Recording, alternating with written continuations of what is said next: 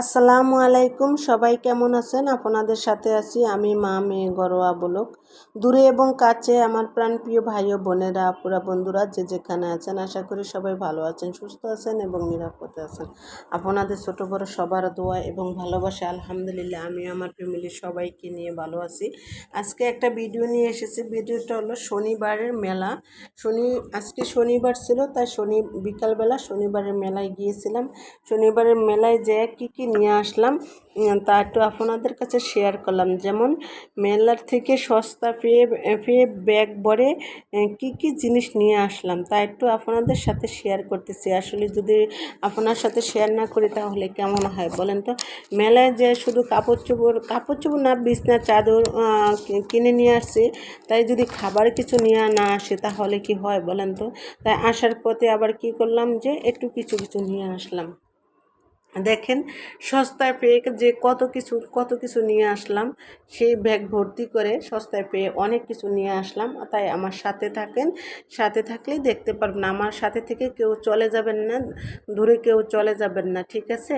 তাই ভাবলাম যে সবাই, আমিও ভাবতেছি যে সবাই আমার সাথে থাকবেন, কিন্তু আমি শুধু মনে করলে হবে না, কিন্তু আপনাদের থাকতে হবে আমার সাথে।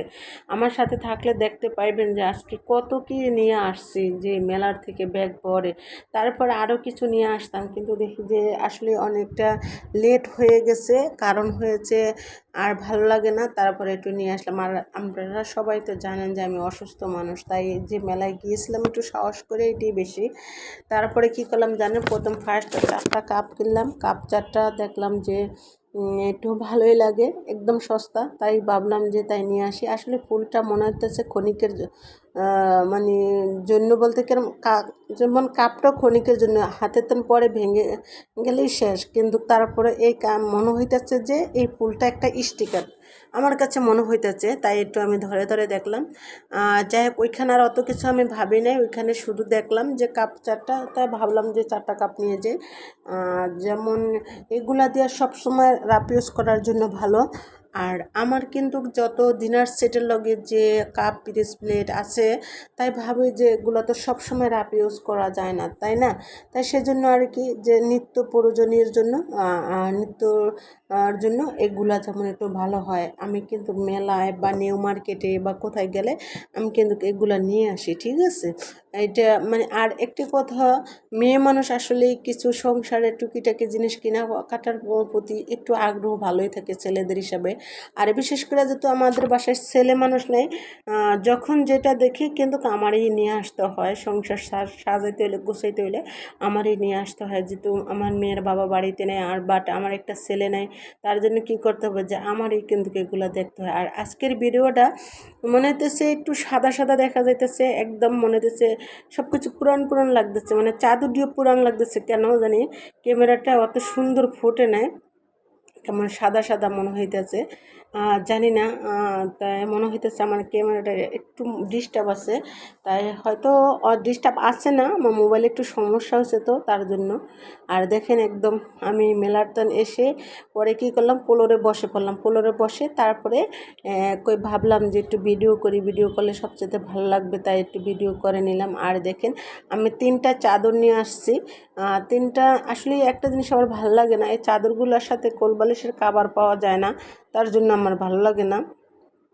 এটার সাথে শুধু 2টা মাথার বালিশের কাভারই থাকে আর চাদর থাকে। তা ওই তো সস্তা জিনিস হইলে যা হয়, সস্তা কিনলে যে পস্তাইতে হয় এটা তো সবাই জানে।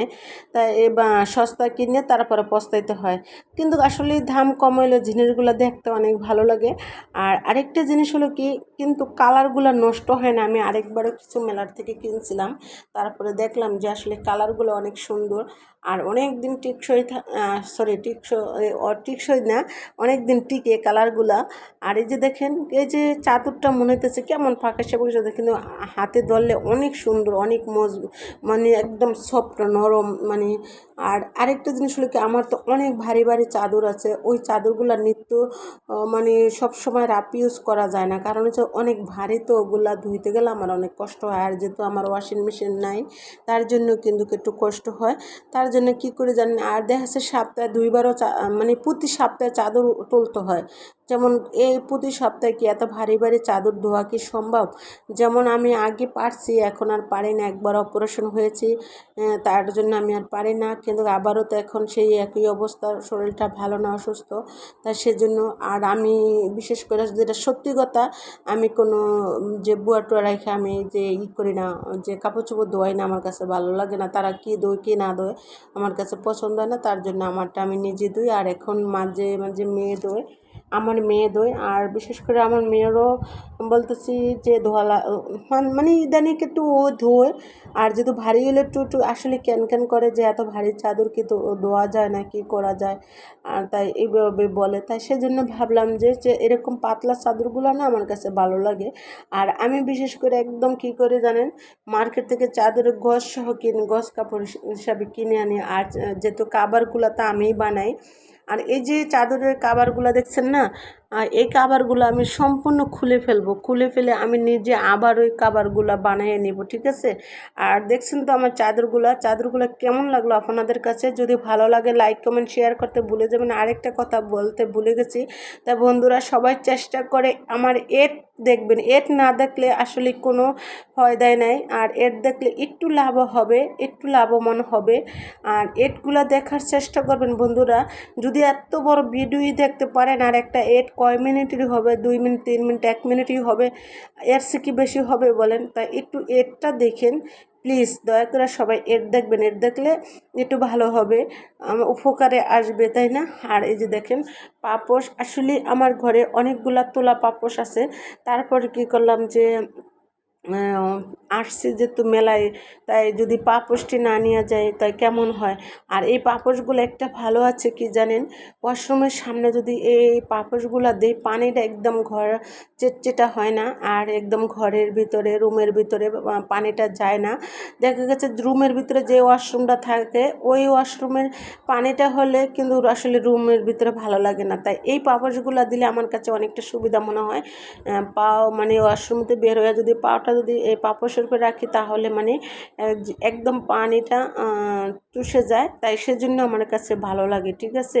আর এই যে দেখেন পাপোশগুলো অনেকটা মোটা, তাই আমি ছোট বড় দেখে দেখে নিয়ে আসছি।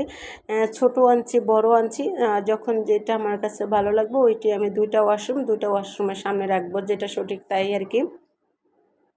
আর ভাবলাম যে এখন তো আমি সুস্থ আছি বলে মেলায় যাইতে পারছি। আবার যখন অপারেশন, যে সামনে আমার অপারেশন করে যদি আমি আসি, তাহলে তার আমি মেলায় যেতে পারবো না। আর তখন যদি একটা জিনিস যদি প্রয়োজন হয়, তাই তো আর ওই জিনিসটা আমি পাবো না। তাই সেই জন্য দেখা গেছে একটা কিনতে গেলে কি করি, দুইটা কিনে নিয়ে আসি, দুইটা কিনলে চারটা নিয়ে আসি, বাট এরকম করে নিয়ে আসি যে তখন তার আমি এইভাবে ফুটফাট করে বাহিরে যাইতে পারবো না। তা তো বুঝুনি, অন্ততপক্ষে 3-4 মাস তো আমার একটু রেস্টেই থাকতে হবে, তাই না? তা রেস্টে থাকলে তো সম্ভব না যে ফুটফাট করে বাহিরে যায় কিছু কেনাকাটা করে নিয়ে আসবো। তাই সেজন্য ভাবলাম যে যদি বাহিরে যাই তাহলে কি করি, যে বাসা থেকে বাহিরে যদি যাই তাহলে কি করি, একটু একটু আধটু একটু কেনাকাটা করে নিয়ে আসি। আর এই যে দেখেন, যেহেতু চাদর পাপোশ এগুলার পর্ব শেষ করলাম, এখন দেখেন কি নিয়ে আসছি।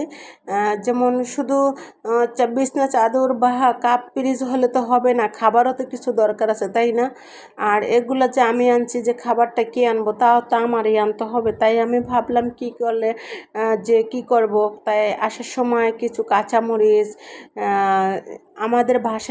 আমাদের বরিশালের ভাষায় বলে রেখা, আর কেউ বলে কি চিচিঙ্গা, না না জিঙ্গাটা তো আলাদাই, চিচিঙ্গা। তা আমি বলি রেখাই নিয়ে আসলাম।